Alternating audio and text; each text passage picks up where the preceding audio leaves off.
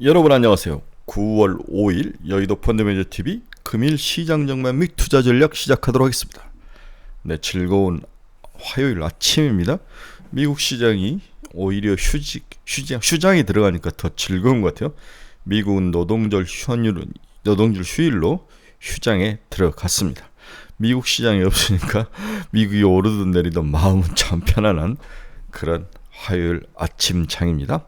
근데 어제 한국 시장을 보면 빠른 순환매, 이게 빠른 순환매가 여러 번 이야기한 어떤 것 시그니처 단어처럼 되는데, 그 다음에 반도체.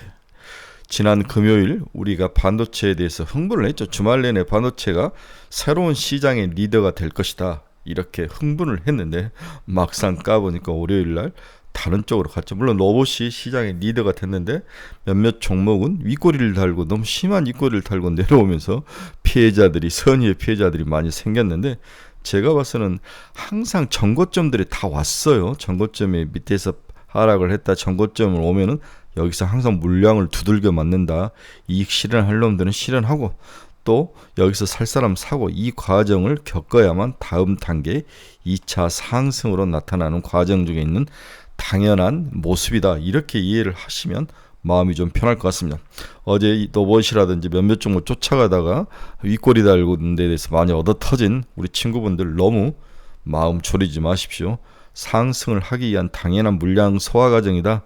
내가 좀 재수없이 걸렸을 뿐이지 따북따북 참고 견디면 충분히 다시 2차 상승이 나올 가능성이 있다, 이렇게 보는 것 같아요.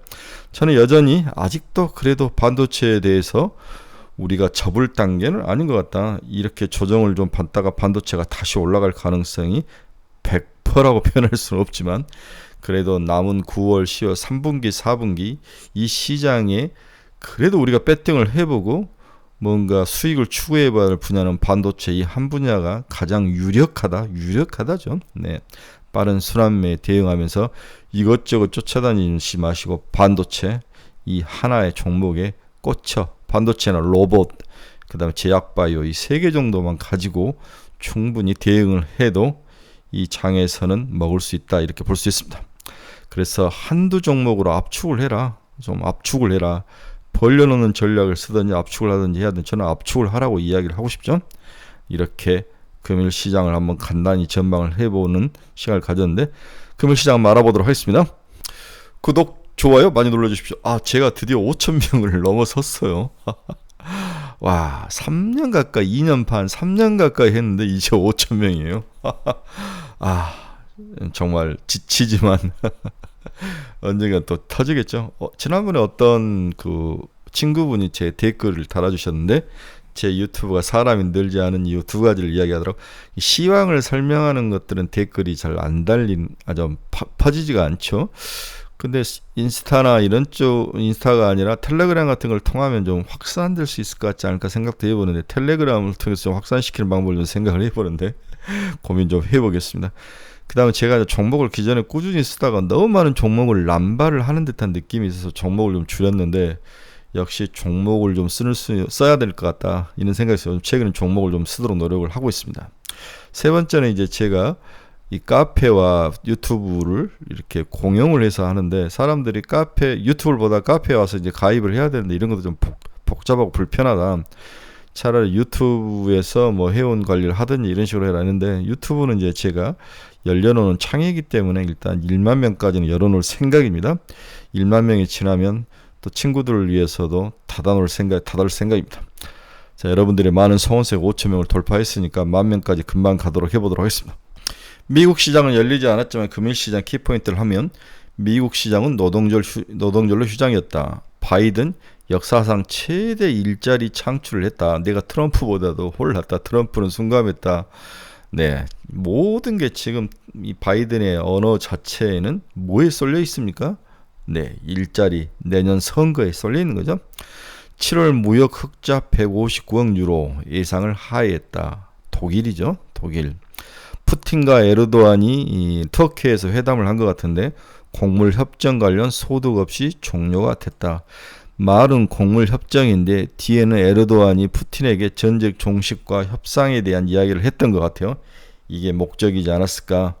그렇다면은 푸틴이 반대를 했을 확률이 높아 보이죠. 전쟁이 올 겨울이 가기 전에 끝나야 된다. 올 겨울에 마지막 치열한 전투가 해서 뭔가 승리자가 나오고 그 다음에 종전 협상으로 가지 않을까, 휴전 협상으로 가지 않을까 그런 생각을 해봤는데 지금 25만 명이 죽었다고 제가 지난번에 흥분해서 이야기를 말했죠. 러시아 군인만 25만 명이 죽었습니다. 다음에 우크라이나도 20만 명이 죽었어요. 50만 명이 죽었습니다. 여러분 50만 명. 제가 여러 번 이야기했지만 전주시 인구가 40만 정도인데 전주시 인구가 날아간 거예요.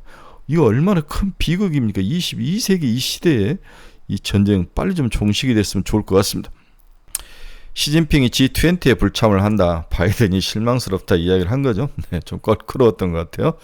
모건 스탠리 22 내년 2분기 금리 인하를 예상하고 있다. 저기서 저는 오늘 여러 가지 소식 중에서 뉴스 중에서 이걸 가장 크게 봤습니다.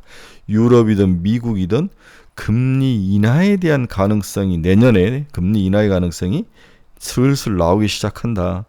실질적으로 금리 인하하면 주식을 팔아야죠. 하지만 인하 가능성 때문에 주식이 좀 좋아질 수 있는 가능성 충분히 있기 때문에 오히려 이렇게 기대감이 있을 때 주가는 오르는 거죠. 네, 연준 피벗, 유럽 22의 피벗 이런 것들이 시장의 새로운 화두로 떠오를 것 같다. 이런 생각이 듭니다. 테슬라 8월 판매량이 9.3% 상승을 했다. 가격 인하 효과가 컸던 것 같다. 여러분 테슬라가 이렇게 전기차를 막 가격을 후려쳐서 파는 이유는 물론 뭐 재고를 쌓아놓은 것보다 파는 게 낫고 또 시장에서 가격 싸움에서 승리를 하고 마켓 쉐어를 늘릴 수도 있지만 제가 여러 번 이야기했죠. 완전 자율주행에 대해서 미국 정부로의 허락을 얻으려면 100억 킬로미터의 운행 기록이 있어야 된다. 자율주행 테슬라의 운행 기록이 지금 5.15km를 추측했다고 들었는데 이게 이제 계속 노르버 스피로버가 커진다군요. 100억 킬로미터를 쌓아야만 자율주행에 대해서 FSD를 팔아먹을 수 있는 그러한 자격을 주는 거죠. 계속 업그레이드 하면서 올간 구독 경제로 가면 FSD는 정말 땅 짚고 헤엄치는 장사지 않습니까? 이렇게 테슬라가 가격을 인하한 여러 원인 중에서는 어떤 마켓시어 싸움도 있지만 자율주행을 팔아먹기 위한 FSD 프로그램을 팔아먹기 위한 그러한 고도의 전략이 숨어 있다 이렇게 봐야 될 것 같아요. 지속적으로 가격 인하로 후려쳐서 따라오는 추격자들을 아주 꺾어놓을 것 같은데 대표적으로 우리 현차와 기차가 많이 당한 거죠. 네, 많이 당했습니다. 현차와 기차는 전기차에서 살짝 뭔가 문제는 있어 보이는 것 같아요. 생각보다는 잘 팔린 것 같지는 않습니다. 중국 제재를 뚫고 7나노 칩을 자체 생산했다. 화웨이에 적용을 해서 생산을 했다. 글쎄 실험실에서나 가능했을 것 같던 실질적으로 대량 생산이 가능했을까? 이건 저는 거짓말이라고 확신합니다. 지난 금요일에 끝난 달러 지수는 0.104까지 올라갔네요. 달러 강세에 대한 모습이 강하게 나타났는데 그 이유는 세 번의 FOMC에서 한 번은 더 올릴 수 있다는 가능성 이런 것들이 시장에 반영이 됐는데 이제 서서히 좀 내려오지 않을까 그런 생각을 해봅니다. 일단 104는 너무 강한 달러의 강세 모습입니다. 어제는 이제 주식 채권 시장 열리지 않았지만 지난 금요일을 보면 4.876 2년짜리 0.8bp 거의 움직이지 않았죠. 10년짜리도 4.213 3.8bp 올랐는데 금리는 살짝 지난 금요일 날 약간 약세에서 마감을 했다 이렇게 봐야 될 것 같습니다. 지금 이제 제가 보는 것은 2년과 10년이 거의 100bp 넘게 스프레드가 벌어지다가 60bp 내외로 줄었다는 거죠. 네, 스프레드가 정상향 상태로 온다는 것은 시장이 이제 인위적인 어떤 그 조작보다는 금리가 경제 지표 이런 데 펀더멘털에 의해서 움직이는 가능성 그리고 2년짜리를 눌렸던 FOMC의 인위적인 긴축에 대한 모습이 사라지고 있다. 이런 것들이 포함되어 있기 때문에 주식 시장에 대해서는 그렇게 나쁠 것 같지는 않습니다. 하지만 장기금리가 올라가서 맞춰지기 때문에 그런 면들은 좀 두려운 면은 있습니다. 오히려 단기금리가 더 많이 하락을 해서 맞춰지는 게 스프레드가 좁혀지는 게 훨씬 낫지 않을까. 어느 쪽이 움직여서 스프레드가 주느냐도 굉장히 중요한데 한번 지켜봐야 될 것 같아요. 10년짜리가 올라가서 스프레드가 주는 것은 좀 위험하다. 이것은 물론 경기가 호황이고 활성화될 수 있는 부분은 있지만 이제 하이힐드라든지 시장에서 뭔가 크레딧에 문제가 발생할 가능성도 있기 때문에 오히려 2년짜리 단기가 내려와서 스프레드를 좁히는 게 훨씬 더 일드 커브 모양상에서는 이쁘다, 이렇게 봐야 될 것 같습니다. WTI는 85.75달러, 유가가 지금 85달러까지 연중 최고치를 찍으면서 유가 관련 기업들의 주가가 어제 올랐죠. 네, 석유, 네, 기름 파는 회사들의 주가가 올랐는데, 저는 이런 데에서 배팅을 하는 거 아닌 것 같아요. 일시적일 수도 있다. 물론 이제 사우디아라비아가 감축을 하고 있고 중국이 이제 부양책을 쓰면서 바닥을 탈출하는 게 아니냐, 이러한 기대감으로 유가가 오르긴 했는데, 일단 유가 관련된 기업에 투자한 것은 약간 고개를 갸우뚱이다. 하지만 전통적으로 연말로 갈수록 유가 관련 기업들의 실적이 좋다. 이들이 또 배당도 많이 주는 기업들이 많지 않습니까? 이러한 것들 때문에 유가 관련 기업들은 좀 보수적인 투자자들은 한번 사서 오래 가져서 연말 배당까지 받고 나오는 전략도 그렇게 나쁜 전략일 것 같진 않다, 이렇게 볼 수 있습니다. 네, 오늘은 이제 첫 번째 관심거리로 일본 로봇 시장이 주는 함의. 저는 이제 로봇이 일본이 우리보다 훨씬 더 세련되고 잘 만들고 어드밴스된 기술을 가지고 있는 국가이다, 이 부분을 인정을 하는데, 이게 과연 주가화로 연결될 수 있는가요? 이 부분 또 다른 문제라는 거죠. 그래서 현재 일본 로봇 시장이 처한 그 환경들을 한번 살짝 분석해보고, 이게 우리나라 로봇 시장에 어떤 영향을 주는가를 한번 살짝 알아보도록 하겠습니다. 최근 일본 로봇 기업이 유난히 부진했던 세 가지 이유를 한번 우리가 살펴보도록 하겠습니다. 전 세계 로봇 산업에 대한 관심이 뜨겁죠. 네, 인건비 상승부터 시작해서 이젠 고령화로 인한 노동 부족까지 온 거죠. 여기다 이제 반도체 공장하고 2차전지 공장이 막 글로벌로 설정이 되고 세워지면서 공장 자동화로 모든 것들이 가 있습니다. 이러한 수요 증가 전망에도 불구하고 전통적으로 로봇 강자의 위치를 지켜왔던 일본의 로봇 기업들이, 걔들은 2024년 1분기인데 우리나라는 2023년 2분기죠. 일본 회계 기준하고 좀 다릅니다. 실적이 대부분 예상치를 하회했다는 거죠.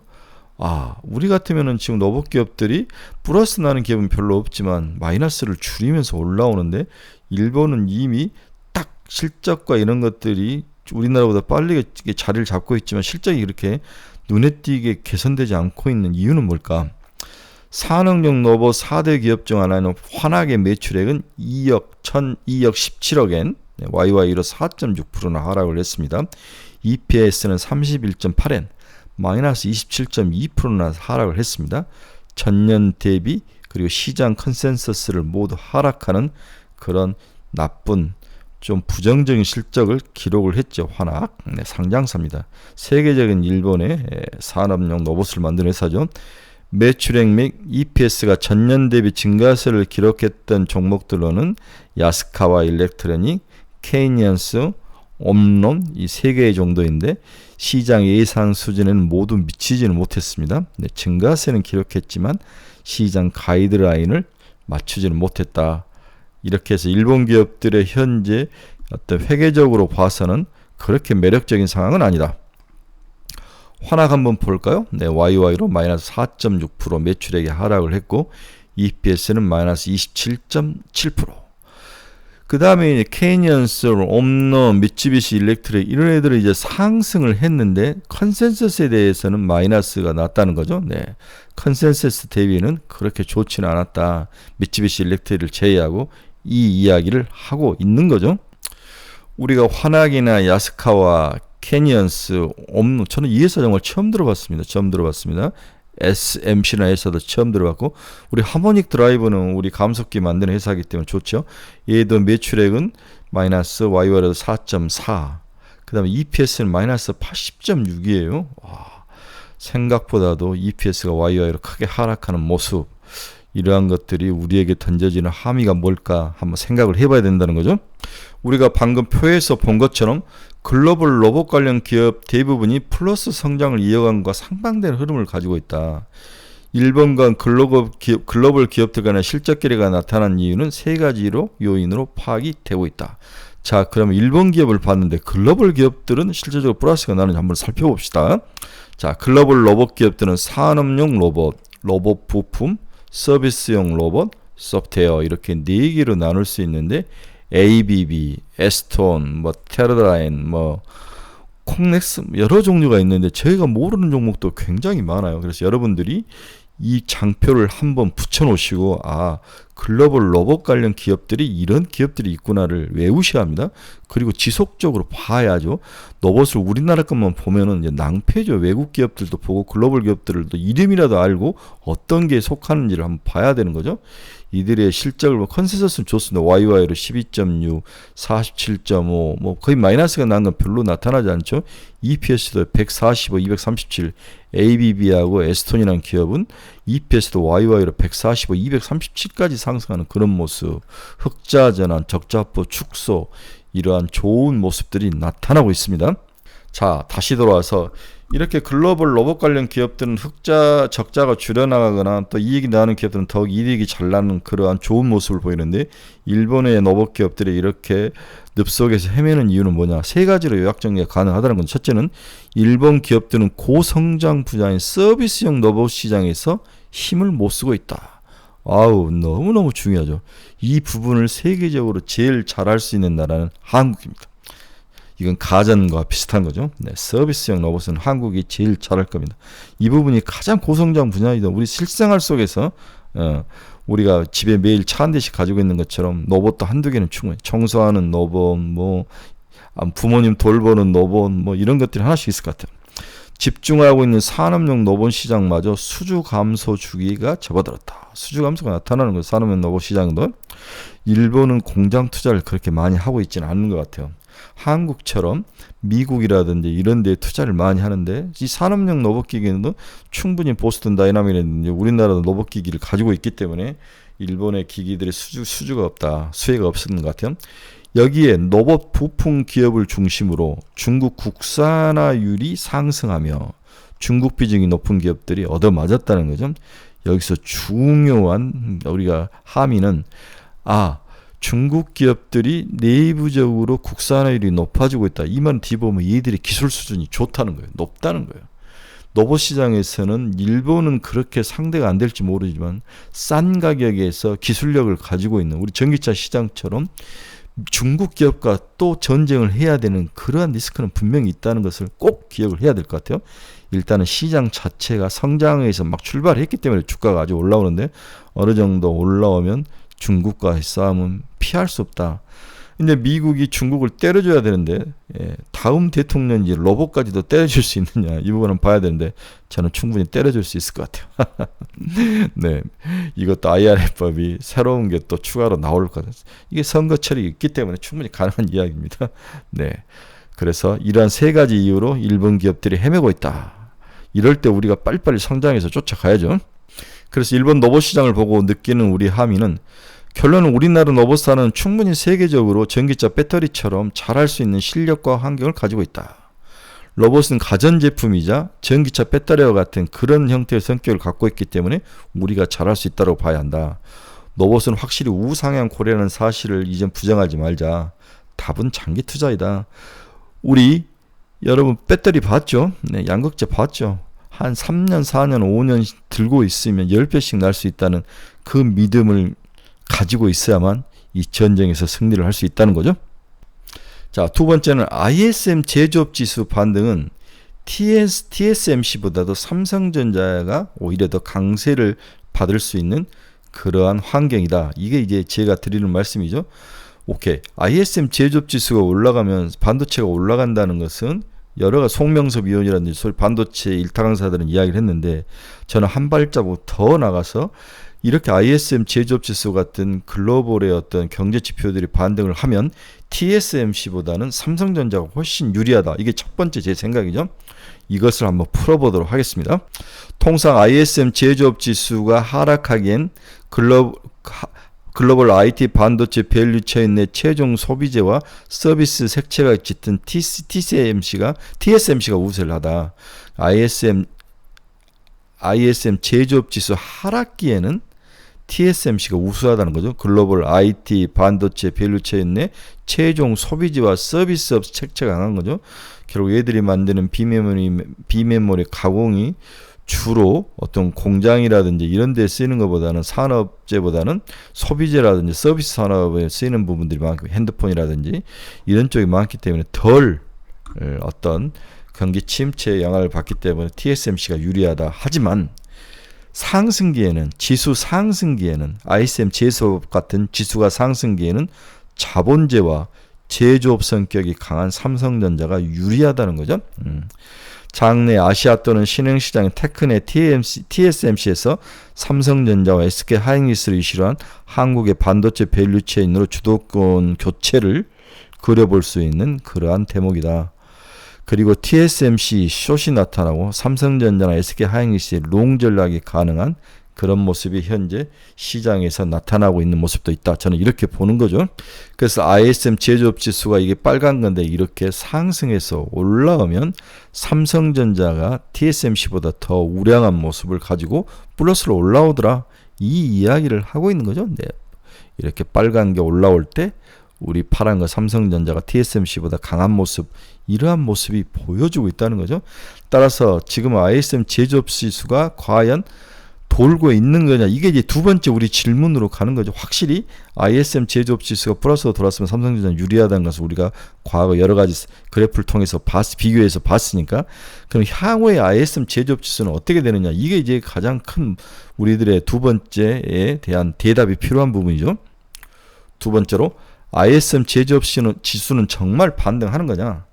미국의 ISM 제조업 지수가 바닥을 통과 중에 있다. 미국 8월 ISM 제조업 지수는 47.6을 기록하면서 지난 6월 46포인트를 지나면서 이게 이제 6월이 바닥이라고 보는 거죠. 이후에 반등 추세가 지속되고 있습니다. 절대 내부는 여전히 기준선 50을 밑돌고 있지만 생산, 고용, 공급 등 구성 요소가 모두 상승하며 제조업 경기 둔화 흐름이 3분기를 기점으로 빠르게 완화되고 있습니다.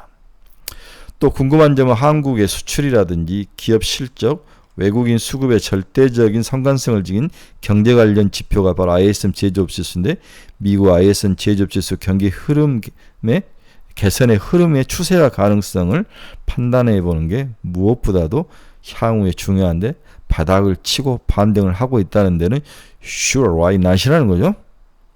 그래서 IM 제조업 지수가 이렇게 돌았으니까 글로벌 정책금리 방향성도 긴축해서 마이너스로 갈수록 플러스로 갈수록 이제 긴축이었는데 마이너스로 갈수록 이제 긴축을 줄이는 거죠. 네, 마이너스 갈수록 금리 인하에 대한 가능성이 높은 거기 때문에 떨어질수록 이제는 세계 어느 나라든지 정상적인 자국의 정책 금리를 더 올리고 있는 나라는 거의 없다, 이렇게 봐야 될 것 같아요.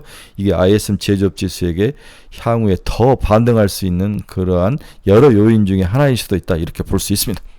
자, 다시 정리하면 ISM 제조업 지수가 반등해서 돌아오면은 TSMC보다는 어떤 제조업이라든지 이렇게 여러 가지 것들의 제조업 관련된 기업들의 특화 쪽으로 오리엔트에 되어 있는 삼성전자가 훨씬 유리하다, 그 이야기를 했는데, 그래서 ISM 제조업 지수가 향후에 어떻게 될 것이냐를 봤더니 바닥을 치고 반등을 할 것이다 하고 있다, 이것을 이야기했죠. 한 발자국 더 나가서 현재는 삼성전자 반등에 대한 연속성에 대해서 의문을 갖기 시작한데, 삼성전자가 SK 하이닉스가 가지고 갔던 그러한 유리한 환경을 대처할 가능성, 그래서 삼성전자와 SK 하이닉스의 전쟁이 먼저 일어나고 여기서 승자가 더 우상향으로 치고 나갈 가능성이 높다는 거죠. 따라서 현재 시장은 삼성전자가 SK 하이닉스가 너무 많이 삼성전자 대비 올랐죠. 네, 주가가 많이 올랐습니다. 삼성전자가 많이 올랐는데 이렇게 이게 지금 이제 삼성전자가 많이 오른 게 아니라 SK 하이닉스가 많이 올랐는데, 이게 SK 하이닉스 올 YT들 1월부터의 모습인데, 하이닉스가 삼성전자보다 거의 30% 주가적으로 더 많이 올랐습니다. 이러한 것들의 모습이 이젠 뒤집어질 것이다. 삼성전자의 상승폭이 더 크고 이 부분에서 SK 하이닉스 상승폭이 좀 줄 것이다. 이 가능성에 대해서 우리가 배팅을 한다, 이렇게 봐야 될 것 같습니다. 그래서 삼성전자 이 빨간 선이 6년 동안의 이동평균선에 와 닿은 거죠. 가장 바닥에 있다, 삼성전자 주가 자체가, 이렇게 우리가 느낄 수 있습니다. 그래서 ISM 제조업 지수가 바닥에서 반등은 확실히 한다. TSMC보다는 삼성전자가 더 유리하고, 그동안에 삼성전자가 약간 흔들릴 사이에 SK하이닉스 너무 많이 달렸다. 이 부분을 SK하이닉스의 상승분을 상승 에너지를 삼성전자가 빨아갈 것이다. 여기까지 이제 제가 생각을 했던 거죠. 그래서 삼성전자는 향후에 저는 9만까지는 찍을 수 있는 가능성이 높다라고 보는데 충분히 한번 해볼 만하다라고 보는 거죠. 자, 결론 한번 봅시다. 어제 시장은 미국 휴장이었다. 국내 시장은 현재 외부에서 자금 유입이 거의 없는 상황에서 내부에서 존재하는 자금 간의 빠른 순환매만 나타나는 단타 매매 시장이다. 따라서 이것저것 건들면 나락으로 가는 익스프레스를 타는 것과 똑같다. 이런 시장에서 두 개 정도 섹터에 집중하는 전략을 사용하는 인덱스처럼 쭉 깔아놓던 둘 중 하나만을 해야 된다.